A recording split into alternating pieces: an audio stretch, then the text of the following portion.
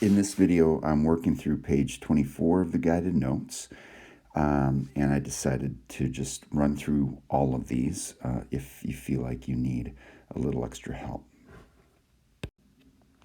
Okay, so here is difluoromethane, and you don't need to know the name of that, but anyhow, this is a tetrahedral structure, and these fluorines are very strongly electronegative. So they're going to pull electrons very hard. They will pull electrons in this direction in the molecule. Okay, we're going to end up with a negative side and a positive side.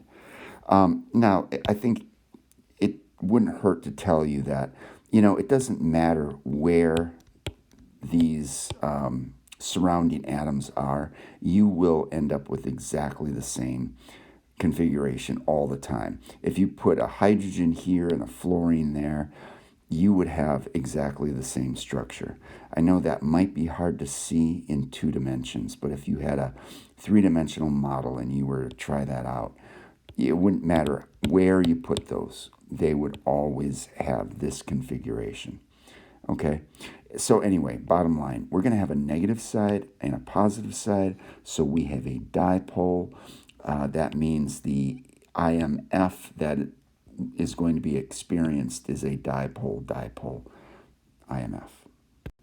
Okay, so here's the Lewis dot structure for the nitrate ion. You should know that nitrate is NO3 with a 1- charge. Now, this is an ion.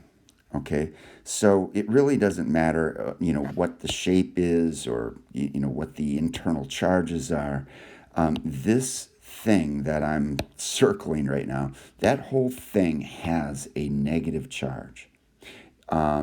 So this is an ion. So the IMF that it's going to experience is going to be an ionic attraction. Let's say, for instance, we had sodium nitrate, okay?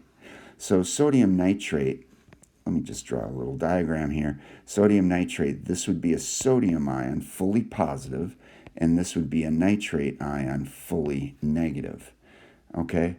The attraction there is an ionic attraction because positives and negatives are attracted to each other, but it's not a partial positive, it's not a partial negative like you have with a dipole, okay? It's a fully positive charge and a fully negative charge that are attracted to each other because positives and negatives are strongly attracted to each other. So this is going to be a strong, by the way, strong attraction. Okay.